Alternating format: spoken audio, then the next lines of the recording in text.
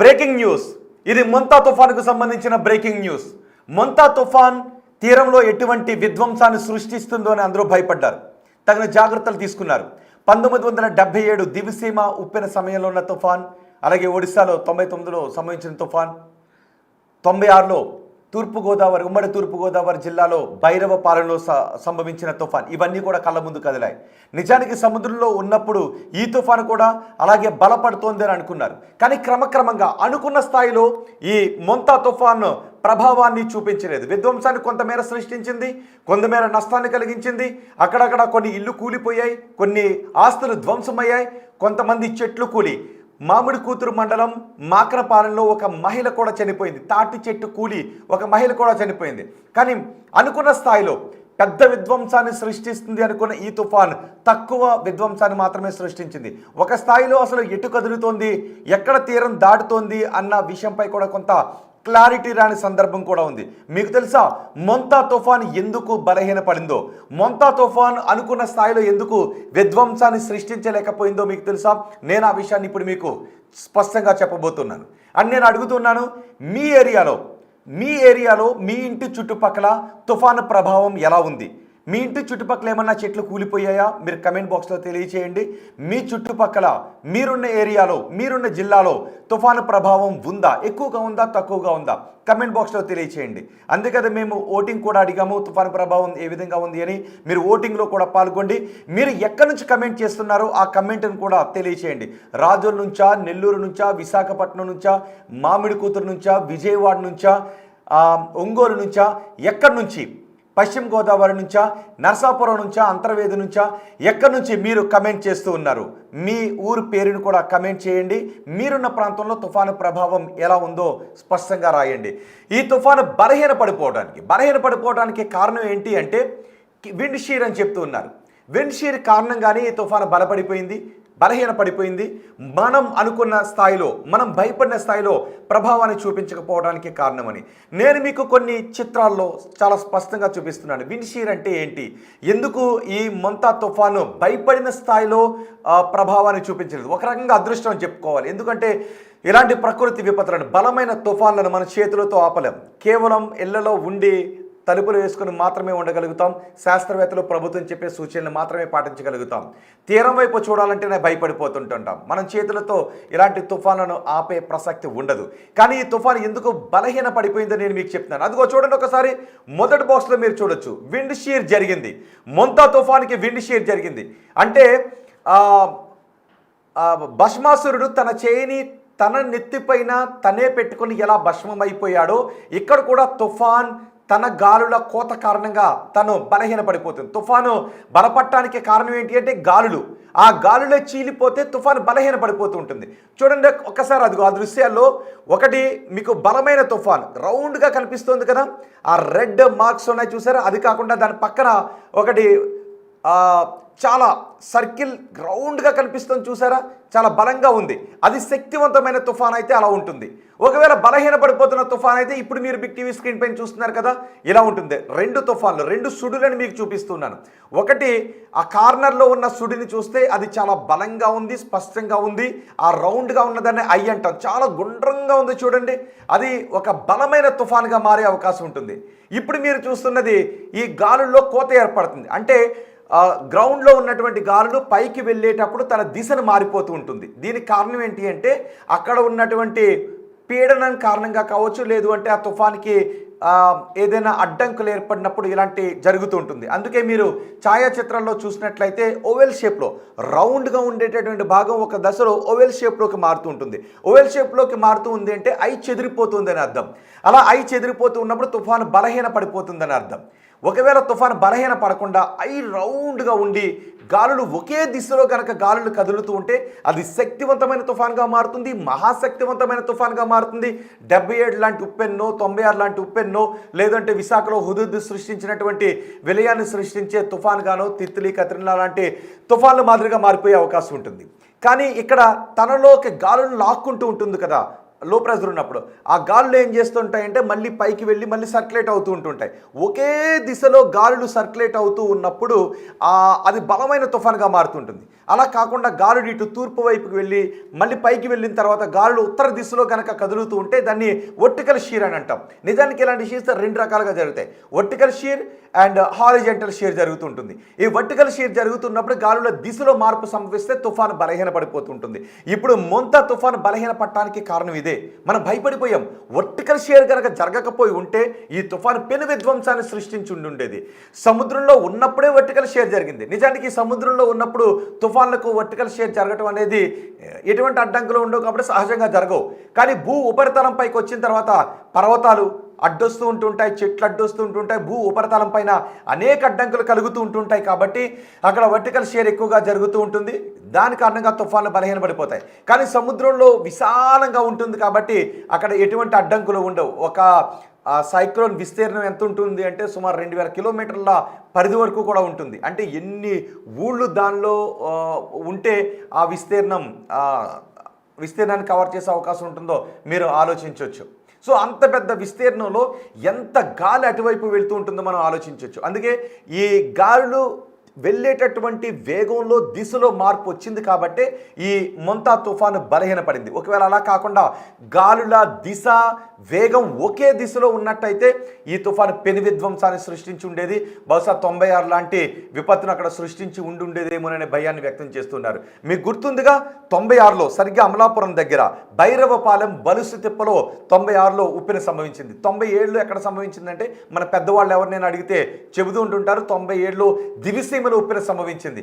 ఆ రోజు జనం కకావికలు వేల మంది చనిపోయారు.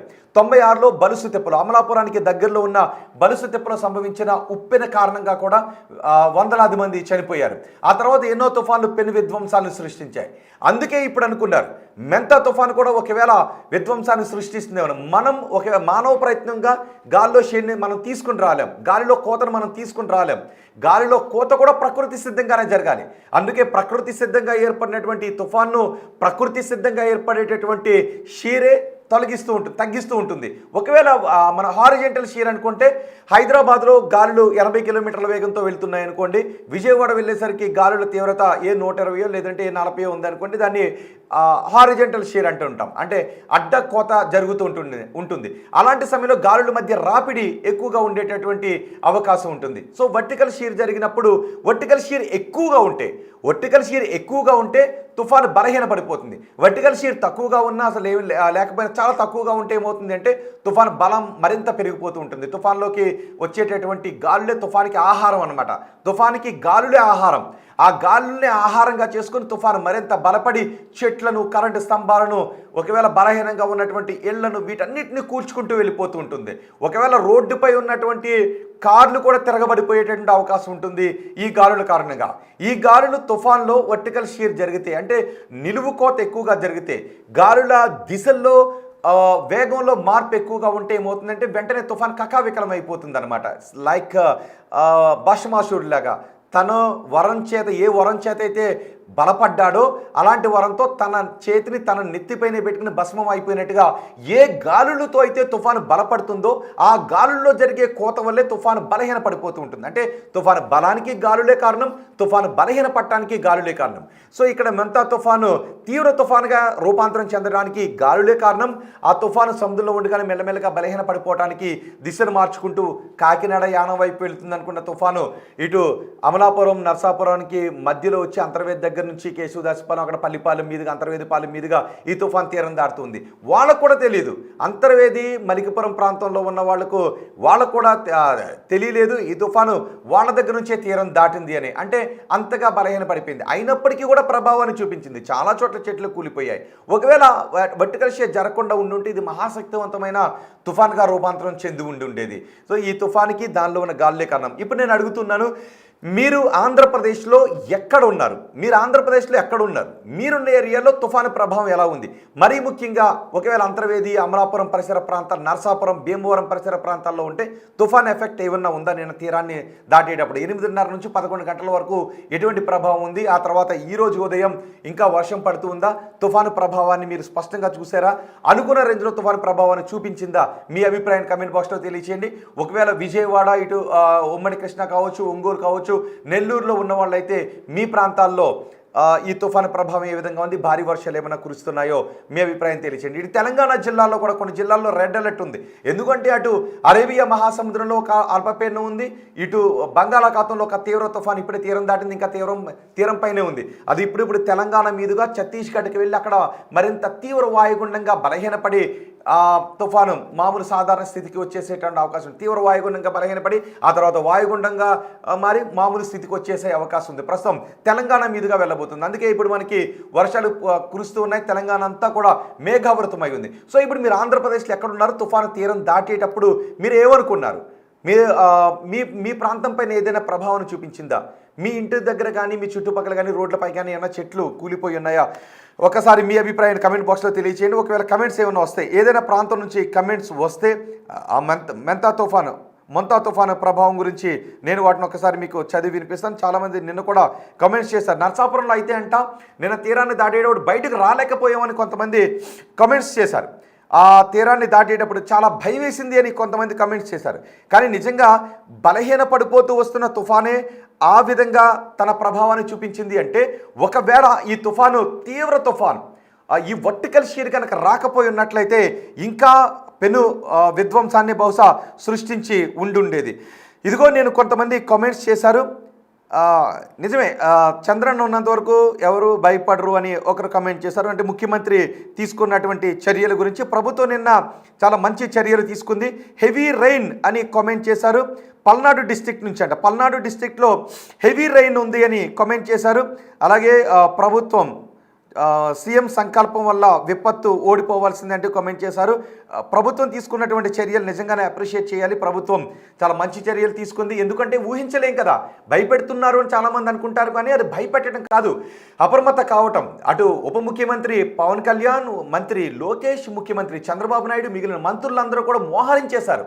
ఎటువంటి ప్రాణ నష్టం జరగకూడదు, ఎటువంటి విపత్తులు జరగకూడదని బలహీనంగా ఉన్న చెట్లను ముందే కట్ చేశారు. ఎందుకంటే అవి ఒకవేళ పడిపోతే వెళ్ళి ఏ కార్ల మీదైనా పడవచ్చు, మనుషుల మీద పడవచ్చు, ఇళ్ల మీద పడవచ్చు అని ప్రభుత్వం చాలా మంచి చర్యలు తీసుకుంది.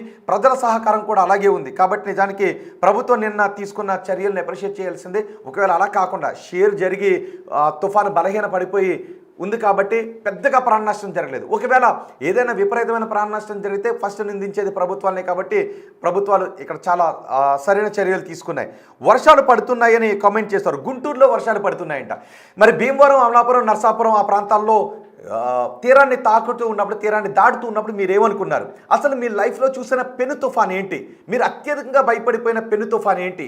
మీరు మీ పెద్దవాళ్ళని ఎవరినైనా అడగండి. 1977లో తుఫాను బీభత్సాన్ని సృష్టించినప్పుడు వాళ్ళు ఏం చూశారు, ఏం జరిగింది? దివిసీమ గురించి వాళ్ళు ఇప్పటికీ కథలుగా చెప్తుంటుంటారు. అమలాపురంలో బలుసుతిప్ప, భైరవపాలెంలో సంభవించినటువంటి తుఫాను గురించి కథలుగా చెప్తుంటుంటారు. ఆ రోజు క్రికెట్ మ్యాచ్ 96లో క్రికెట్ మ్యాచ్ జరుగుతుంది, కరెంటు పోయింది, ఎవరి ఇళ్లలో వాళ్ళు పడుకున్నారు. బయటకు వచ్చి చూస్తే అప్పట్లో ఇంత కమ్యూనికేషన్ వ్యవస్థ లేదు కదా, కేవలం రేడియోలో మాత్రమే వినడానికి అవకాశం ఉండేది. టీవీ సెట్స్ పనిచేయలేదు అప్పుడు.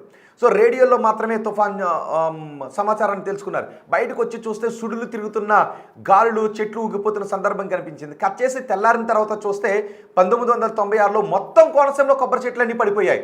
అందుకే ఇప్పటికీ తుఫాన్ అంటే కోనసీమ వాసులు భయపడిపోతూ ఉంటుంటారు. సో నిన్న కూడా అలాంటి భయాన్ని కోనసీమ వాసులు వ్యక్తం చేశారు. కానీ ఈ విండ్ షీర్ వల్ల, అంటే విండ్లో ఉన్నటువంటి నిలువు కోత ఎక్కువగా ఉండటం కారణంగా తుఫాన్ ఓవెల్ షేప్లోకి వచ్చింది.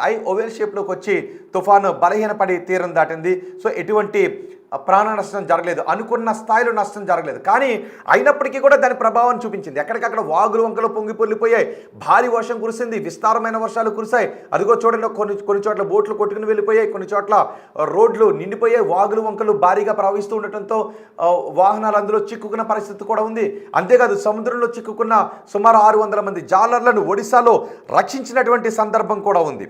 సో ఇప్పుడు ఆంధ్రప్రదేశ్, తెలంగాణలో మీరు ఎక్కడి నుంచి చూస్తూ ఉన్నారు. మీరు ఎక్కడున్నారు, మీరున్న ప్రదేశంలో భారీ వర్షం ఏ విధంగా ఉందో, వర్ష ప్రభావం ఏ విధంగా ఉంది, ఈ మొంతా తుఫాను ప్రభావం ఏ విధంగా ఉందో మీరు కమెంట్ బాక్స్లో తెలియచేయండి. అంతేకాదు ఒకవేళ నిజంగా ఎవరికైనా ఏదైనా అత్యవసర సాయం అందాల్సినటువంటి అవసరంలో ఉన్నట్లయితే ఆ సమాచారాన్ని కూడా తెలియచేయండి. బహుశా అలాంటి మెసేజ్లు ఏమైనా వస్తే మేము దాన్ని ప్రభుత్వ దృష్టికి తీసుకెళ్లే అవకాశం ఉంటుంది, తీసుకొని వెళ్తాం. ప్రస్తుతం పల్నాడులో భారీ వర్షాలు కురుస్తున్నాయని అంటున్నారు, గుంటూరులో కూడా వర్షాలు కురుస్తున్నాయి. సో మిగిలిన ప్రాంతాల్లో ఈ తుఫాను ప్రభావం ఎలా ఉందో కమెంట్ చేయండి. మొత్తానికి ఏది ఏమైనా బలపడినటువంటి తుఫాన్, తీవ్ర తుఫానుగా మారినటువంటి ఆ వాయుగుండం తనలోకి తీసుకుంటున్నటువంటి గాలుల కారణంగానే బలహీనపడిపోయింది. ఇది కూడా చాలా న్యాచురల్గా జరిగేటటువంటి ప్రక్రియ. తుఫాను ఏర్పడటాన్ని మనం ఏర్పరచలేం, తుఫాన్ని బలహీనపరచడం కూడా మనం ఏమీ చేయలేం. కేవలం మన జాగ్రత్తలు తీసుకోవడం మాత్రమే మనం చేయగలుగుతాం. సో ఇక్కడ కూడా తుఫాను తనంతట తాను ప్రకృతి సిద్ధంగా ఏర్పడిన